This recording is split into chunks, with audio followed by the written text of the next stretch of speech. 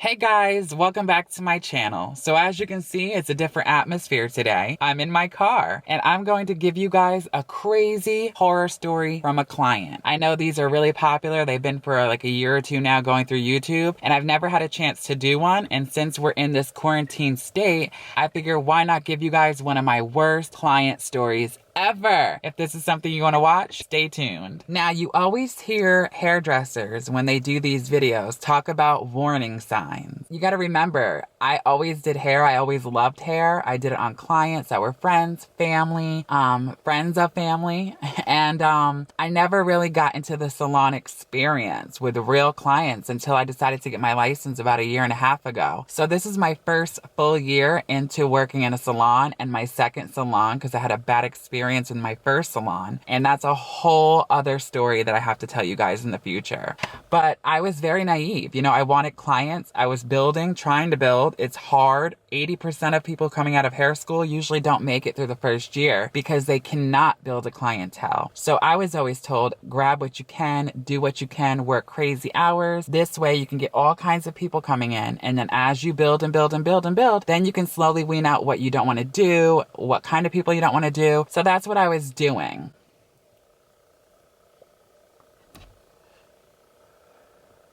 So this woman claimed to be a doctor, and she claimed she owned a hospital in a different country. And I didn't have any reason to not believe her. It was a little suspicious because I didn't know people can actually own individually a hospital. But I let her talk, and every time it was story after story, but I didn't care because she loved me doing her hair. It always came out great. It always came out beautiful, but the stories were a little bit of a red flag. So as time went on, she came to all four of her first 4 appointments with no problem, and she would always get a half baby light. Now, I always took it that she wanted a half because she doesn't like to sit long. She's one of those clients who would love a full baby light look, but like to be in and out in an hour. So she would always sit and complain, but I just took it as somebody who doesn't like to sit long. They work all the time. That's what their profession was. They used to be a doctor, and now they volunteer for the ambulance corps and give up their license to give free voluntary work. So I also felt that was a red flag, but I ignored it. Hey, she was coming, paying money. She loved me doing her hair, so I figured, why not? Just let her ramble. So all of a sudden, where we started going downhill was around November. I was going to be out of work for 2 or 3 weeks, and she made an appointment leading up to me going away for a procedure that needed to be done. And she said that she needed to get in. She waited till last minute this time and didn't book her appointment ahead of time at her last appointment. So I got her in the next day. I get a phone call later on that night. My son was in a car accident. He's like, okay though, but I might not be able to make it tomorrow. Can you squeeze me in the following day? And because we never had a problem and she was loyal, I was all open arms. Like, yeah, let me help her out. She never said anything like this before. She never had an excuse before. So I was like, totally, no problem. Don't worry about it. Now, at this point in my career, a couple months back, I had a $50 cancellation fee if you cancel less than 48 hours prior to your appointment. So I let it slide because she never did this before, and it seemed like a really serious thing. I'm a really good person when it comes to really, understanding life happens, but I only go to a certain extent before I start feeling like I'm being taken advantage of. So finally, the day came where I moved her appointment, and she told me that day before that she had to go and figure out if the car was totaled and her son was 100% fine. So all of a sudden, 5 minutes before her appointment, where I moved people around to get her in before I would go on my break just because I thought of her as a loyal client, she called me and said to me that he was dizzy, and her doctor inside of her doctor brain told her he had to go for testing, and she ordered some MRIs and all this. I understood.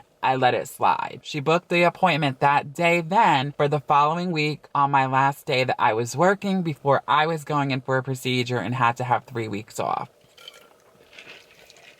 If you guys see a stain on my shirt, do not mind that. This is why I don't wear white, because I always get stuff all over the place. I have a hole in my lip, I swear to God, and I think it's cigarette ash, but don't mind it. Anyway, back to the story. This would have been the 3rd cancellation. The day before my last day of work, I get a phone call from her saying that she can't come. Is there any way she can come the following day? At this point, I was taken advantage of. It was obvious. It was clear to me. I told her, no, I cannot. I was like, the only way I can get her in would be after my procedure. I had an opening on December 4th, and it was my first day back after being out for 3 weeks, and that she would have to pay a $50 cancellation fee. I understood that some things were going on with her son, but I have a business at the end of the day, and I need to be compensated for lost time, because one thing we don't get back in the lifetime is our time. And time to me is worth more than money. So she was all cool with it. Calm, collective. She booked the appointment for December 4th, and then I went on my break and had my procedure done. I come back, my first day of work. She was supposed to be at 8 o'clock in the morning. I was coming in early to get her in and squeeze her in, and all of a sudden the phone rings at the salon 5 minutes before 8 o'clock. And my salon owner answered and hung up, and she said, Brett, you'll never believe this. So-and-so canceled again, but they didn't want to call your cell phone. Everybody who's a client of mine knows I do all my bookings, my cancellations, everything is through me. So for her to look up the number for the salon and to cancel like that and call the salon showed me that was some red flags that were being raised, and it was like a warning flag. That's weird. It's weird behavior. She usually doesn't do that. This is enough. Enough is enough. So finally, I was done. And she called a couple of weeks later, a day before I had a last minute opening. So that's the only reason I took her. I took her in and I did her hair. Now, usually she'll only get a half highlight. This woman wanted a full baby light. She wanted a paint between for her root color. She wanted a haircut. She wanted the dropouts to be teased and weaved. She got like a whole bunch of stuff done. So from her usual 140 to 180 half highlight, it ended up being $330 for everything that she got. And mind you, I told her she had to pay the $50 cancellation fee from the last couple of times that she canceled last minute. Instead of me charging her 2 cancellation fees, I just said, let's do 1. I wanted her to pay the $50 before we began, but my assistant at the time was like, I don't want to do the work of, ringing her up twice. Some people don't like that. I'll just get it at the end. It's not a big deal. And I said, okay. So I trusted my assistant at the time. So all this work, not thinking in my head, this is out of the norm. Why is she getting all this stuff? So she explained that she was going out of country because she's always going out of the country, and that's why she needed to have all these things done. So the end of the bill, I write the ticket up and I give it to my assistant. It was $330 plus $50 for a cancellation fee, where it should have been 2 or 3 cancellation fees minimum. But I was nice enough and feeling the holiday spirit and my birthday, and I gave her just the $50. It brought it to $380. All of a sudden, she left. She said she would bring my tip next week. She didn't have cash on her. I didn't think anything of it. I began working on my cousin, who was my next client. All of a sudden, 20 minutes go by and my assistant approaches me, and she's like pulling me to the side, telling me that the woman only paid $200. And I'm like, what do you mean she only paid $200? She's like, she didn't pay the full $380. She didn't even give me a chance to speak. She basically said, listen, tell Ann, who is the salon owner, that I'll be back next week with the $180 that is remaining. I was heated. I was floored immediately. This is the first time that somebody did not pay me for my service. Now, I'm a hairdresser. I do a service. I get compensated for that. It doesn't matter, what the situation. If you don't have money or whatever the case, you shouldn't get a luxury service such as your hair, nails, something like that done. That should be put on the back burner for when you can afford it. So immediately I was upset. I'm like,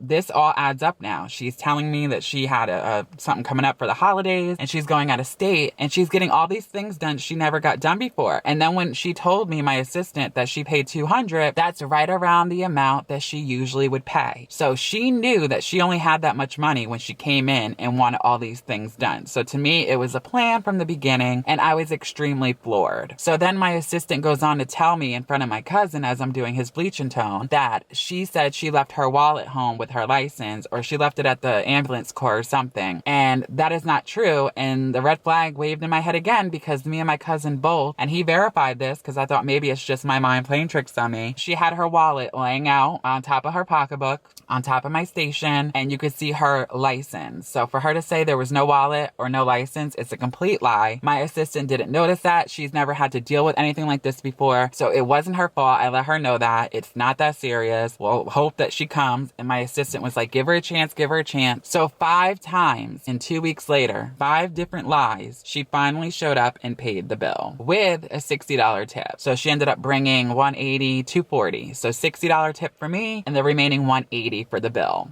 I was like, okay, whatever. You know, from now on, she has to prepay. So she booked an appointment again. And this time she canceled again. And at that point I was done. I'm like, you know, what can I say? She's actually calling and, you know, offering to pay the cancellation fee. So I really can't say, okay, I don't want to deal with you anymore, but I'm really getting fed up. I'm up to here. I don't trust her anymore. And it's not even a good experience when I do her hair. The whole time she's rushing me. And the whole time it's like I have hidden anger inside of me. And I just didn't want to unleash it. So I never wanted to have a day where I go to work and actually be unhappy that a client's coming in. I am usually so ecstatic for every client. I always give 150%, but I was not cool with her. But there was nothing really forcing me yet to tell her I can't do it anymore. So finally, after that cancellation, she made an appointment. She came in and she specifically stated that she only wanted the top done. And I asked her, just like you used to get before the full last time, do you want just a half highlight? And she said yes. And I said, I know you don't like sitting long, so how about we do a regular highlight, which is a thicker stitch. It doesn't look as blended as a baby light, but I know I can get you in and out in an hour and a half because I can whip out regular highlights like left and right. And she was all for it. Finished her hair, everything was done. She goes to pay, and all of a sudden I see her face turn red.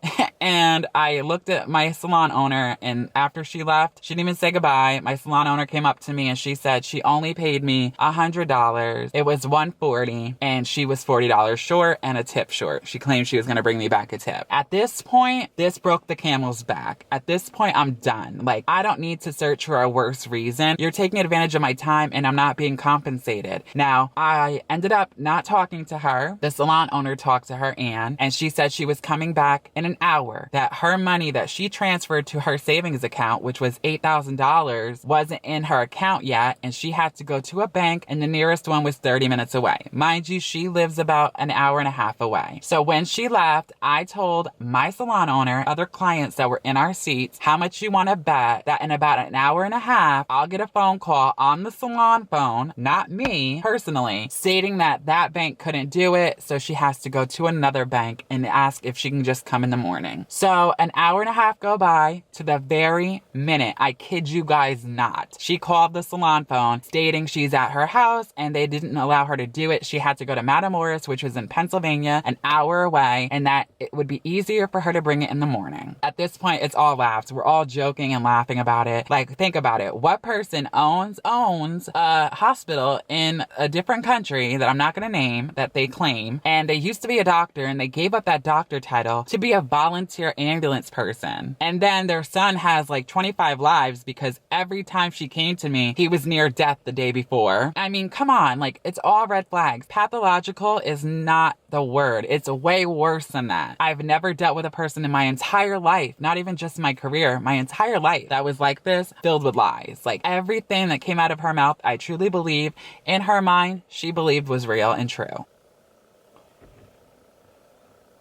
Okay, so at this point, I realized a couple of things. Number one, her phone is not a real phone number. Her phone only connects when she has Wi-Fi. What doctor or woman who used to be a doctor or owns a hospital can't afford a plan or even a prepaid plan on a phone? Now, I'm not downing anybody's financial ability or financial state, if that's the correct word. But if you are claiming all these claims, how is it that you can't afford a $40 phone prepaid a month? She literally had to call from her house phone. So I knew that point in time, she wasn't coming back. So the next day, mark my words, she texted me and she showed up and she walked up like nothing ever happened. She used the restroom. She went and paid at the register and she came over and put a $40 tip in my pocket. At this point, I'm done. Like, my back has been broken. That broke the camel's back, whatever the saying is. I am done. So I wanted to be as respectful as I could. I didn't want to give her a reason to write any negative remarks about me online. I've been nothing but good to her. I put up with her through all her lies, all her cancellations, all my time that's been wasted by her. And I just wasn't enjoying doing her hair. And I'm not going to allow myself to go through this ever again. And I guarantee you guys, nothing will ever make me deal with a client like this for this long again. And if you guys take anything from my story today, it's to never let somebody take advantage of you.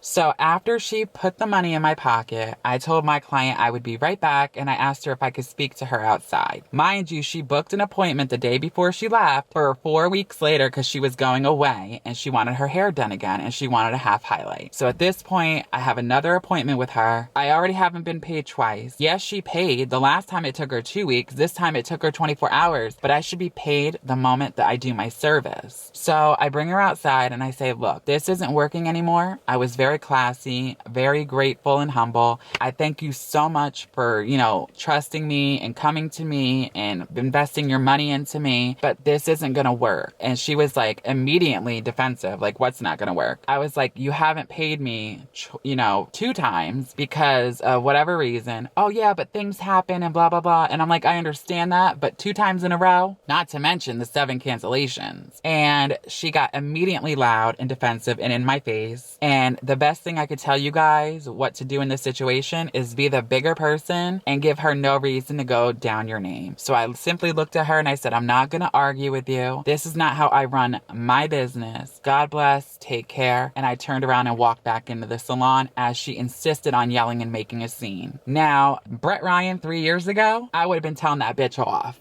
But I matured, I've grown, I've humbled myself, and I worked very hard for a career that I built in the last 2 years, and I'm not going to let anybody destroy it from one bad thing, or me going off on one person, or them writing, a review. And so far, so good. I haven't seen any negative reviews, but I hope this story, if you take anything from it, it's to never let somebody take away your precious time in life, or take advantage of you and make you feel horrible and guilty. This is your craft, this is your career, and you want to make sure every time you do a client, you love it and you have that passion for it. If you have a client coming in and you're like, ugh, you shouldn't have that client coming in. Like, don't do it. Even if it's in the beginning stages and people are telling you take whatever you can get, don't do it, because you don't want to end up going through a situation like I did. Anytime you see a red flag, you take heed and you listen to that intuition, because we all have it. And if I could go back in time, I would have just followed my gut that day and I wouldn't have to go through all this lost time and drama with her. All right, guys, that is it for this quick mini horror story. Let me know if you guys liked it. Let me know constructive criticism down below. And also down below, give me ideas for videos, especially during this time of quarantine. So let me know what you guys want to see, any topics, any kind of videos, anything you want, even for when I get back to the salon and start doing hair tutorials again. I hope everybody's staying safe and staying healthy. Please like, share, subscribe if you like this video. Let others know we're growing rapidly. Please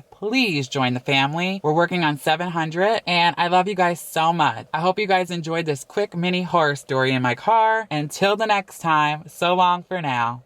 Mwah.